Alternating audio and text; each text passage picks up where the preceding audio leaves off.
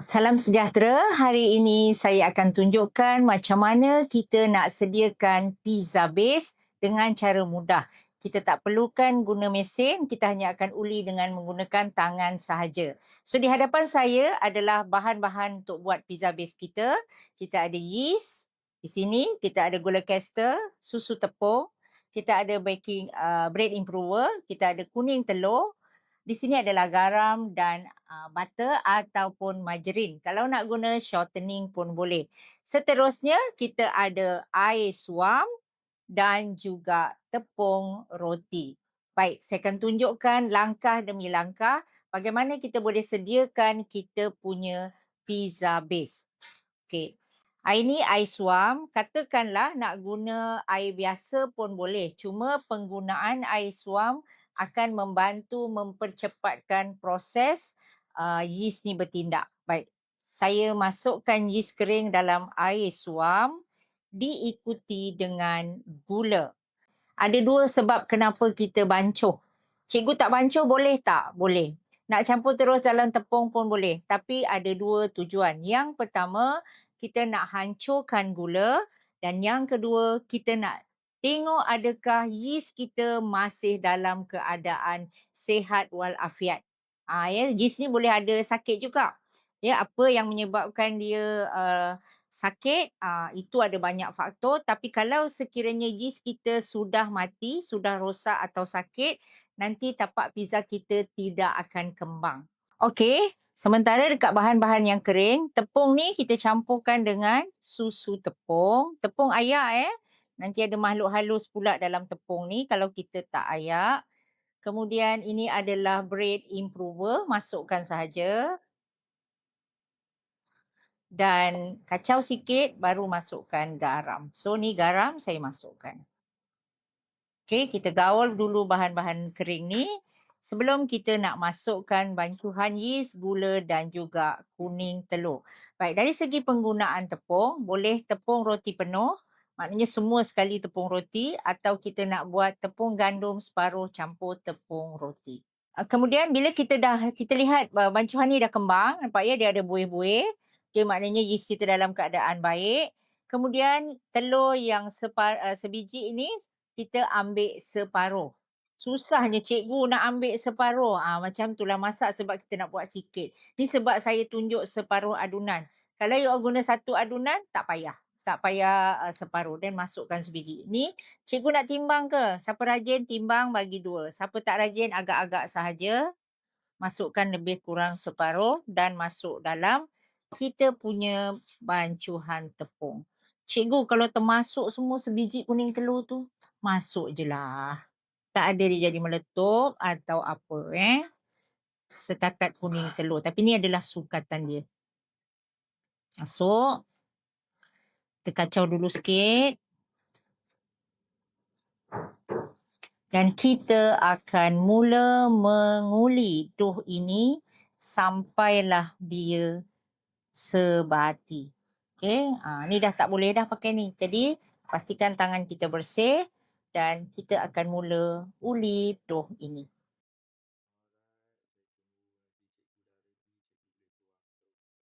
Teruskan menguli sampailah semuanya sebati. Nampak tak bersepah lagi ni tepung pun tak menggaul dengan sebati. Cikgu kerasnya, cikgu okey ke tu? Kita belum masuk margarin lagi. Jadi janganlah nak tambah air pula. Uli je. Uli je. Ni dah sikit dah ni sebab saya cuma buat separuh adunan sahaja. Okey. So seeloknya kalau anda guna meja yang macam ni, senang sikit lah, tapi kat rumah balutkan plastik yang tebal sikit dekat meja dan mula mencanai. Dalam besen besar pun boleh. Okey, saya nak basuh tangan saya. Ni dah hampir tak ada dah sepah ni. Supaya saya rasa selesa bila saya nak mencanai semula untuk kali yang kedua. Sebab kadang-kadang bila tangan kita ada banyak lekat-lekat yang macam ni, kita nanti tak dapat nak rasakan kehalusan dough yang kita tengah uli ni. Dough ni sampailah kita tak rasa kasar garam atau kasar gula. Uli. Okey, tapi untuk pizza, tapak pizza ni dia tak macam roti. Kalau roti betul-betul kena kena halus. Untuk tapak pizza ni, asalkan dia adunan ni nanti sebati, okey je dah. Ya, so saya masih nampak dia dah makin tak ada kerak-kerak putih tu. So canai lagi sikit. Lebih kurang dalam 3 minit lah macam tu. Tak ada kasar garam atau kasar gula. Kita akan masukkan pula margarin atau butter. Baik cara dia adalah kita buat sikit lubang kat tengah ni. Kemudian ambil kita punya margarin ataupun butter, masukkan. Okay, saya buat sikit dahulu sebab kalau banyak nanti kita susah nak canai. Okay, margarin, shortening, butter ni dia lemak. Lemak ni dia licin, berminyak. Maka kalau kita masuk banyak sangat, nanti kita nak canai dia susah. Masukkan baki margarin.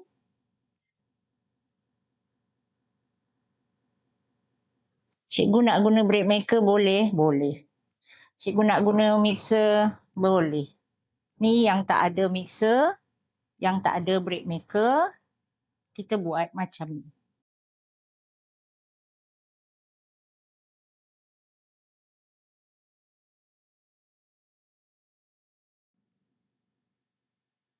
Nampak tak? Apabila kita aduh kita semakin cantik, semakin halus, meja kerja kita pun jadi semakin bersih. Okay. So, sudahlah ni. Untuk pizza, dia tak perlu buat elastik ke apa, tak perlu. So, sikit lagi.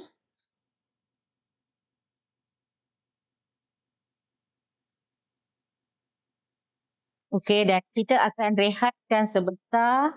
Rehatkan doh lebih kurang 10 ke 15 minit. Tutup Pastikan tutup dengan kain lembap, plastik ataupun mangkuk. Okey, ni doh kita yang kita dah rehatkan tadi. Dia dah naik sedikit. Dan kita akan timbang doh ini. Baik, untuk tapak pizza bekas saiz 7 inci, kita boleh timbang 90 ke 100 gram. Kenapa ada 90 atau 100? Bergantung kepada kita nak ketebalan tapak pizza kita macam mana. Ramai yang suka tapak pizza yang nipis, dia nak garing. Then kurangkan. Kalau suka yang tebal sebab nak lembut sikit, dan kita buat 100 gram. So kita akan timbang. Rasanya dia dapat dalam 4 biji. So anggapkan dululah. Saya akan potong kepada 4 bahagian. Okay, dan tapi kena timbang lah. 124. 4.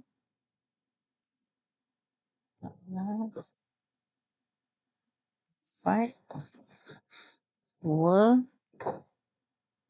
Okay. So, 1.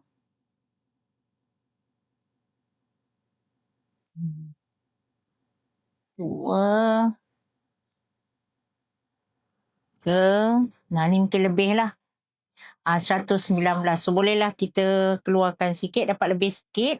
So, bagilah seorang sikit. Kan lebih kan? Nak bagi dia lebih kurang, sama besar. Jadi, kita bahagi-bahagikan. Keempat-empat doh ni, kita bulatkan.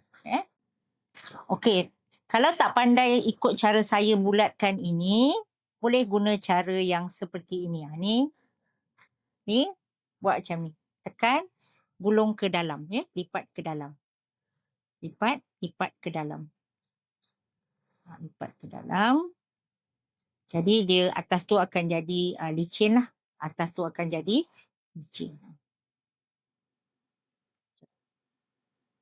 Jangan risau kalau dia tak terlalu bulat sebab ni tapak pizza saja. Nanti kita akan canai dia. Jadi dia tak adalah nampak dia tak rata dan sebagainya. Okey. Kemudian dah siap 4 biji dough pizza kita. Perlulah direhatkan sekali lagi sebelum kita boleh canai dough kita. Berapa lama nak rehatkan? Rehatkanlah sehingga dia naik 2 kali ganda. Ataupun kembang sedikit. Kalau ikut masa, lihat dalam 15 minit. 10 ke 15 minit bergantung kepada suhu persekitaran kita. Okey, bagi dia rehat. Okey, lebih kurang dalam 10-15 minit kita buka dan kita tengok dia dah naik sedikit ya. Dia dah naik sedikit, dia akan lebih lembutlah kita punya dough ni. Okey, kita ambil dan kita canai dough kita sehingga dia muat. Ini adalah baking mold untuk tapak pizza base yang bersaiz 7 inci. Saya layer ataupun grease sikit dengan margarine, boleh grease dengan shortening ataupun butter. Minyak pun boleh. Sikit je ya. Sikit, jangan banyak sangat. Kemudian kita nak canai. Kita nak canai dough kita. Okey. Ambil satu dan canailah. Okey, ni kita canai kita punya dough. Kan? Kita canai. Pastikan dia muatlah kat kita punya acuan ni. Kemudian kita pindah ke dalam acuan. Okey. Letak dalam acuan. Rapatkan seluruh dough ni sampai tepi dinding acuan. Okey, dah rapat macam ni, dah rapat, dah rata. Kita gunakan jari tolak sikit ke atas. Tujuan dia nak bagi ada dinding. Dekat kita punya tapak pizza. Jangan tekan terlalu kuat sebab nanti akan berlubang.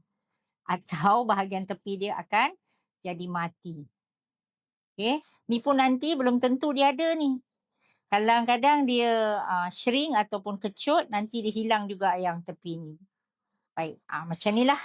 Kemudian setelah kita buat macam ni, penuh dekat tepi, ambil garpu dan lubangkan di seluruh permukaan tapak pizza kita. Kita buat rapat-rapat, buat je. Okay. Seluruh ya, sampai habis.